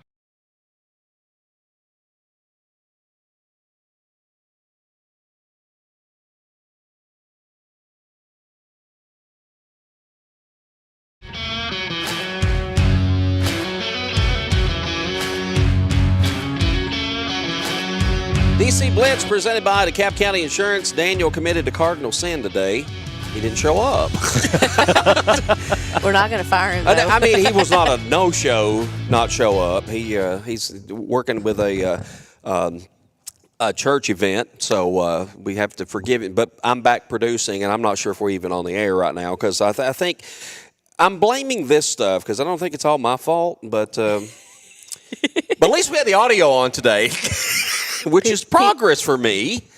People can hear us. So. People can hear us. I don't know if they can see us. I don't know that they necessarily want to see us all the time. Let me push that button. See, I'm just pushing buttons here to see if it works or not. If you can hear us, if you can't see us, and well, yeah, I mean, you know, you don't want to look at me anyway. But so you know what's crazy? There's not a lot of sports coming up this week. So you're off. Your West School teams are off. Middle school teams are off. The high school does play Monday. It'll be the first home game for the Tigers. Hey, there we are. Now I see us. First home game for the Tigers and Lady Tigers. I still want to say Tigerettes. It's been all these years. That's softball. I know. Were they still Tigerettes when you played? No, we were Lady Tigers when we played. I want to think that either, I don't know, were they Tigerettes with Coach Quarter? Coach Quarter was the one that changed it. I'm pretty sure, and it was around 95-ish. Well, no. Coach Foster changed it to Lady. Oh, he changed it. We were Lady Tigers. Okay. I was asking, was Coach Quarter, were they the Tigerettes? Because softball is Tigerettes. Right. Yeah, they were Tigerettes. So, I know when I was in high school and Coach Quarter was here, they were Tigerettes. So I guess it was 95 when Coach Foster took over. He changed it to Lady Tigers. So I've never known it as the Tigerettes. For some reason, I thought Coach Quarter late may have done that, but it may have been Coach Foster. You may be right. And but yeah, I still catch myself every now and then, still won't say. And I guess it's because of softball. So yeah. So anyway, as the golf coach, it was just Tigers. No Lady Tigers? We had the team, but we did the Tigers. And I don't recall referring to them as the Lady Tigers or the Tigerettes. Soccer is Lady Tigers. Right. I think softball is the only one that carries that moniker. See, when I was in school, it was softball was the Tigerettes, and then Miss Bess had her club that was the Tigerettes. So there was a clear distinction between. Were you in the Tigerette club? No. My wife and sister-in-law were both. And I've heard war stories. They won't allow that anymore. No, it's gone. That would be a lawsuit. But it was funny. They would go to Florida. They'd have a big time. The football game, the week of I guess their they rush. I remember teaching one of the first years here, and they would have a week of rushing. Mm-hmm. And it would be like you're in college and you're going to fraternity sorority thing and all this stuff. Couldn't wash your hair for a week, and they put all kinds of stuff in. Baby bottles that you're drinking out of all day. It was crazy. Yeah. They won't allow anything like that anymore. But it was I think a lot of the girls that were part of it probably look back now and laugh at it. But it was. Hey, that some of them were hardcore, and they weren't soft like some of these softy kids. I just always remember Miss Bess selling chili at the football games, and she did that probably up until she retired from teaching, and she just one of my favorite teachers too. But I actually never had her. Oh, you see, I had Coach Vance my senior year. And I never had her. I didn't have her my freshman year. That was only 2 opportunities. You missed out because if you didn't have Miss Bess and she wasn't throwing a book or something at somebody and calling them stupid. I had Miss LaFever. I had her too. And we were always like, please don't get ran over walking across the highway. See, when I came, Miss LaFever had freshmen, and Mrs. Sandy Hayes had sophomores. Miss Bess was juniors. You had Webb, and I cannot believe I've gone blank on the other woman that taught with Webb. Marie Hill. Love her to death. She was so much help to me. Thank you. And then, of course, Walting Parker had seniors, and I came in as a growth position. So if we had more students and needed an extra sophomore teacher, then that's what I did. Did I have you for sophomore and senior? I think I have for sophomore and senior. Could have been. I'm thinking the only senior would have been with the applied communications that they had. Oh, yes. That class almost cost me my scholarship. Because it was like it wasn't even sanctioned. And it was like, okay, if you're not planning on going to college, we're going to give you an ELA that's applied. Well, that's what I mean. Like, seriously, I got to Southern Miss, and they had my high school transcript, and they were like, we can't accept, the NCAA would not accept that class. Wow. And so luckily I had taken enough hours at Vol State that I only needed 3 hours to graduate. So I had to take a psychology class and send that grade back to Vol State, graduate from Vol State so that I could so the NCAA would accept me being a junior at Southern Miss, because they were like, what is applied communication? I was like, it's senior English. I was like, well, back then it was, though, and the reason it was applied communication, you had honors English and you had applied communications. But you also had regular English. No. It wasn't for seniors? Because I didn't take honors. I never took juniors. I never took honors. So it was either honors or the applied communications? It was honors or the applied communications. I thought they still had a seniors that went with it, a regular. I took regular. Well, I think when I was, and you were a few years behind me, but they had, like you're talking about, regular English, and then there was honors, because I took honors. Working toward an honors diploma and a scholarship, which I got both, and decided to go to work instead. But yeah, I mean, I know things changed in a few years after that. Of course, now it's all a lot different. I think my hiccup with the NCAA got them to change that class to it's a coding it's all in a coding. If they had just coded it senior English, but they had it coded as something else. So that's enough of history. But we are going to announce the Good Health Family Clinic Student Athlete of the Week coming up here in just a moment. Before we do that, we got to talk about Thanksgiving because this is one of my favorite weeks of the year. I love Thanksgiving. No school this week. So I'm guessing you're like Thanksgiving more than Christmas. Thanksgiving, yes. And I kind of echo what Joey said. I'm cheap. to me, the only difference in Thanksgiving and Christmas is you eat a lot, both holidays, obviously. There's sports on, which I love and enjoy both days. But I don't have to go out in the stores and do all this stuff, which you don't have to anymore anyway. There's Amazon and stuff online. But I do, as I've gotten older and appreciate my hometown more, I try to get out and do a little more shopping local because I want to support our local businesses. And I do encourage everybody to do that if you are going to be shopping. And if the local places aren't as crowded as Walmart. But I do love Thanksgiving. I love just kind of laid back. And I always love my Thanksgiving cold outside, dreary or rainy. I just want it to feel like. So you don't feel like you have to go outside? Exactly. I don't have to be productive. I have no excuses. Kelly, what about you? Well, if you would ask me 20 years ago, it would have been Christmas because my family just didn't do Thanksgiving. And I think part of that, my dad coached basketball. So the 3 days that we got off for Thanksgiving were the 3 days we got everything caught up on the farm that we needed to get caught up before winter really hit. Sure. And so we spent those 3 days most of the time working on the farm and doing different things like that. And Black Friday wasn't really a thing when I was a kid. Now, since I've met my husband, my late mother-in-law, her favorite holiday is Thanksgiving. So we go and spend the night, and I end up coming back home because I have to feed some animals. But the boys go hunting, and everybody spends the whole day over there, and she cooks, or she did cook, and so this year is going to be a little bit different without her. But I kind of like Thanksgiving for the same reason. We don't have to go to 3 different places, and I don't have to buy any gifts. All right, Coach. I'm Christmas. My parents, Mom and Pop, they made Christmas very special for us when we were young, and we still had the surprises. And Santa Claus is real for a long time. I mean, what? Let me this tell you was. I'm the same way with Christmas. My parents made it very special. But my mama has always told me, if you believe, he comes. If you don't believe, he don't come. So I am 44, and I still believe in Santa. Oh, me too. Because I want a present. Yes, I mean, I'm Christmas, but I'm still OCD. So everything's in its place. Right. Is our tree up for decorations? No. I will start that this upcoming Friday, the day after Thanksgiving. Thank you. Thank you. Well, we put up a real tree, and we did go buy it last night. It's not put up, and it'll be 4 days for it to fall out because it was all like this.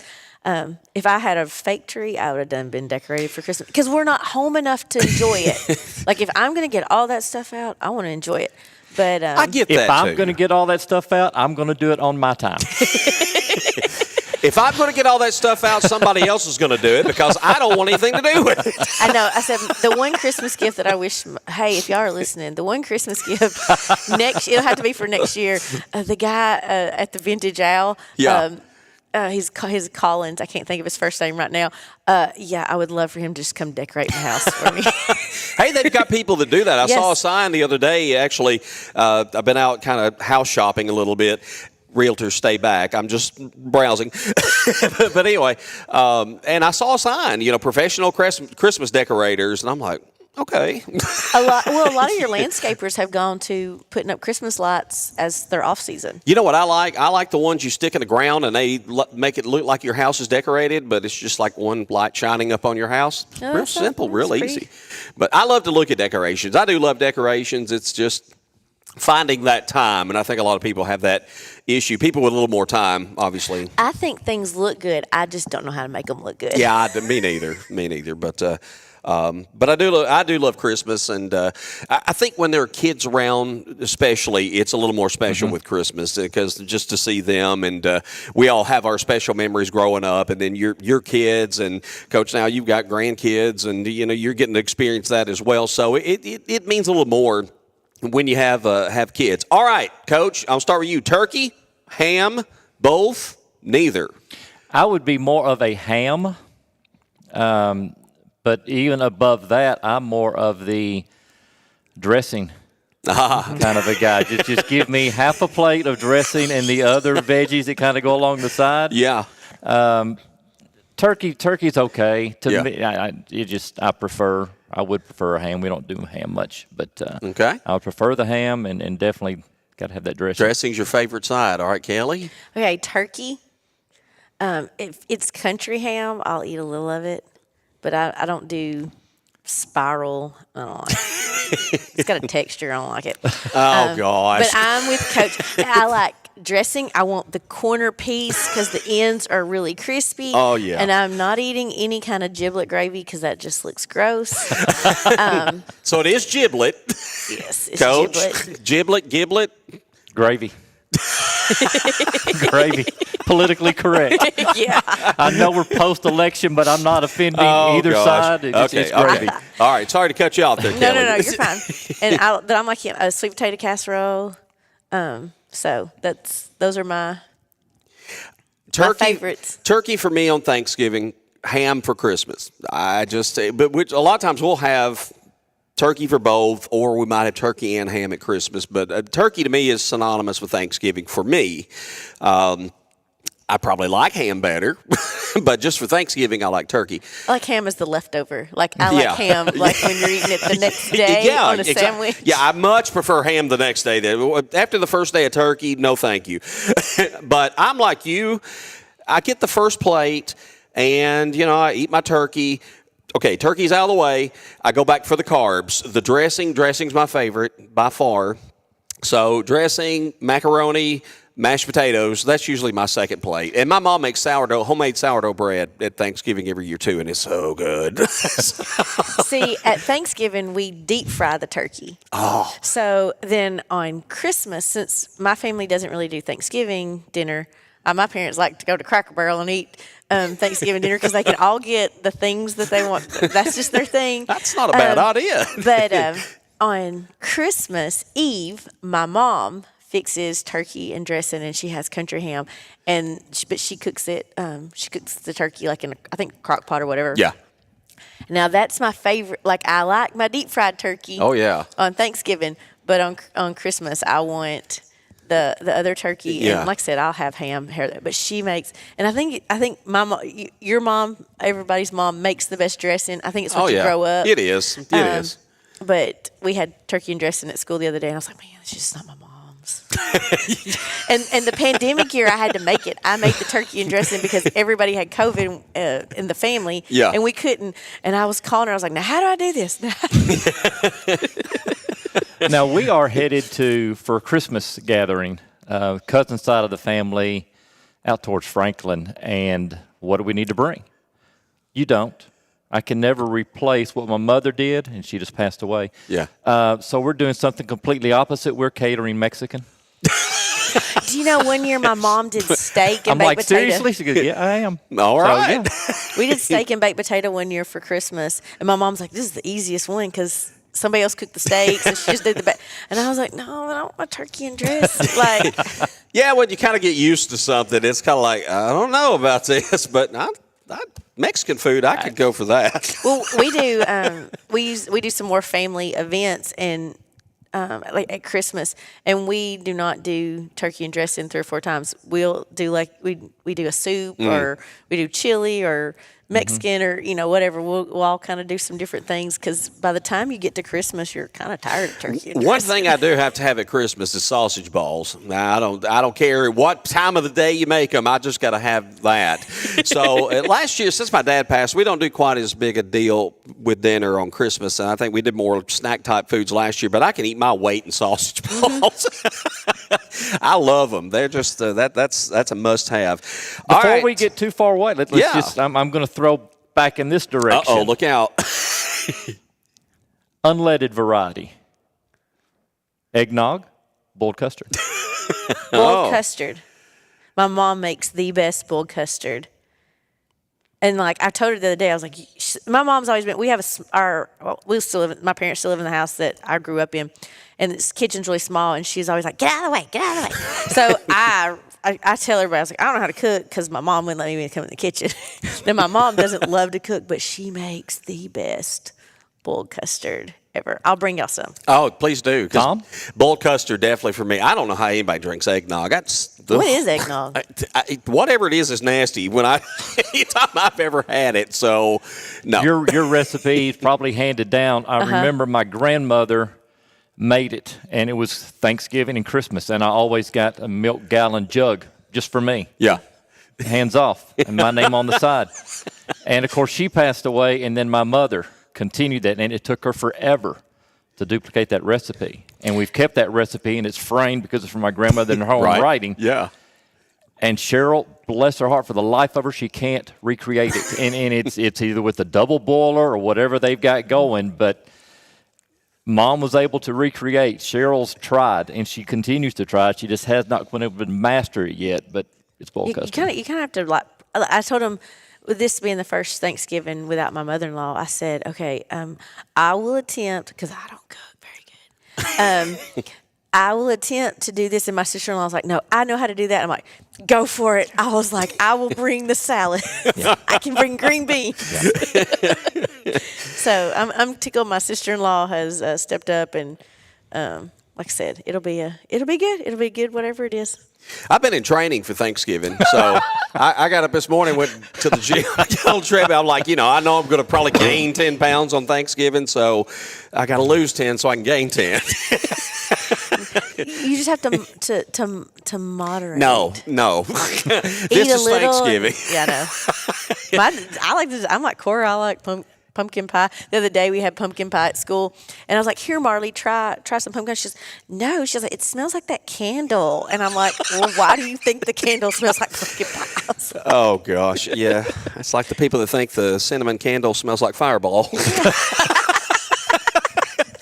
I don't do sweet potato and I don't do pumpkin. That's never been a big thing for me. But I just tried them, and I was like, I kind of like them. Yeah. I think it's an adult taste. I don't think kids. Well, when I grow up, I'll see if I still. There you go. You got to just grow up. It's all it takes. So we'll wrap up today with our Good Health Family Clinic Student Athlete of the Week, and we get the nominees from the coaches each week. We don't do nominees ourselves. Typically, I've thrown a couple in there. Just because if Matt Quarles doesn't nominate, I'm going to nominate for him this coming up week, because I've seen a couple of his kids in the write-ups, and I'm like, he don't need to nominate. I text him every week. Of course, I send an email out on Monday, and I know coaches aren't always checking their emails, and they're busy. And if I don't hear anything back, a lot of times I'll follow up with a text. And just every week, he's like, I don't have anybody for this week. And, of course, there's no pressure. If you want to nominate someone, great. And if you don't, I understand. Coaches are different about things like that. Well, this week we had two nominees, and actually both came from DeKalb West School. We have Charlie Pritchard of the DeKalb West cheerleading squad, and Coach Molly Bratton nominated her, saying Charlie is a captain and is such a great leader. She is a great tumbler and has a fantastic attitude. And I'm sure you know Charlie, and tell us a little bit about Charlie. Charlie is, of course, Andy and Chrissy Pritchard's daughter, but she also cheers for the Saints football. Mm-hmm. She does a lot of competition cheer, and she's good with the kids. They'll do a little cheer camp here. I think when we come back to school, they do a cheer camp that week, and she's great. She's great to help. She taught my daughter how to do a backflip. Yeah, and she's just a great kid. And Miss Molly, I told Miss Molly, she's like, well, I don't, and I said, you just nominate somebody. And so she told me she said, nominate her. And I said, okay. So when I sent you the email, and she's a 7th grader, so she'll be around another year, but she's just great. She knows a lot. She's got cheer wrapped up. And so just a great kid. Our second nominee came from Coach Kelly and from the DeKalb West Bulldog basketball team, Grady Thomason. And in your words, Grady scored 6 points, had 2 assists and 2 rebounds in the varsity game against Mount Juliet Christian, in which the Bulldogs won 43-24. Grady is a 7th grader. He's a very coachable kid who works very hard, and that says a lot about Grady. Yeah, like he is. I don't have. Yes, coaches have favorite kids because they have those kids that work. Grady is the one kid, and I don't know kids on the team, but he don't listen to me. Grady listens. When I give instructions about we've got to do this, we've got to do this, if you put him out on the floor, he's going to do it. Yeah. He's not very tall, he's not very fast, but he makes up for all of that in his work ethic. He really does. He works. He has put in the time in the off season. But I was so proud of him. He usually won't shoot. And he shot and got down to he was like this, and I was like, that kid's bigger than you, Grady. But he was so pumped, and I was like, when I was kind of going through this, I have some older kids that have done some good things, but I was like, this was a noteworthy thing of being a coachable kid, waiting your turn to get in a game, and when you get in a game, you put up 6 points to help your team out, and so. I'm kind of doing it as a motivational thing. Grady totally deserves being nominated, but it's also a motivation to the other kids on the team that if you put in the hard work, I will see it. I will recognize you. And so, I wanted to recognize Grady. Well, I want to tell you something. How much these kids are loved. The votes this week have been unbelievable. The outpouring of votes for these two kids have been phenomenal. Of course, the public vote is part of the total vote. Then our panel votes. Well, I got through tallying up everything. We were tied. And guess who had the tie-breaking vote? Please don't say me. Daniel. No, me. Oh. Daniel didn't vote. He should have. And I looked and I took everything into consideration, and I'm like, goodness gracious, of all the good things I've heard about both of these kids, this is not something I'm going to make a habit out of doing. But this week, both student athletes, Charlie and Grady, are going to win the Student Athlete of the Week award.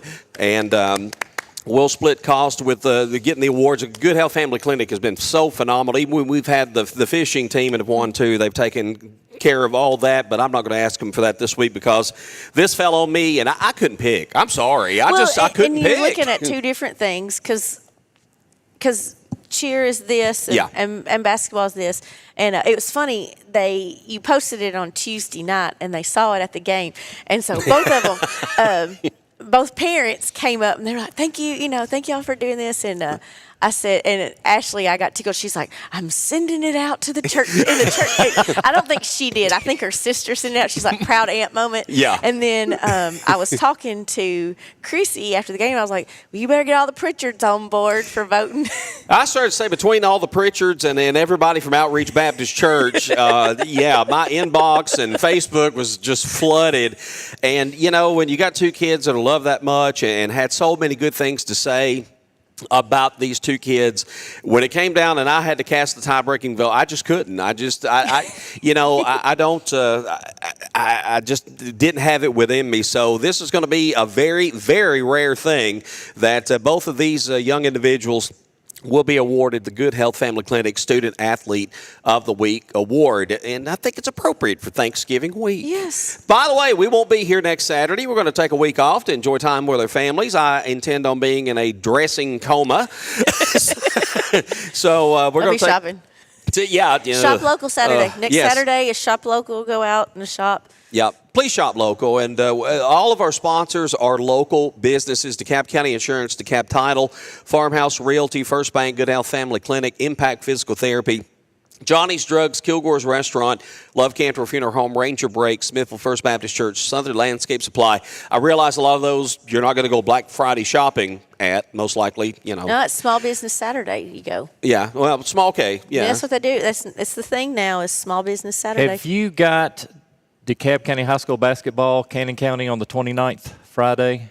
Yes. Okay. At Cannon County, yes. Okay, I wasn't sure the location of it, but I know that game's coming up next week. Of course, we won't be here, but right, you can catch that. And home opener Monday with Monterey coming in. And, hey, DeKalb Cannon, go to Woodbury. You'll be out of your turkey and dressing zone by then. It'll be a good excuse to get out and get away from shopping, guys.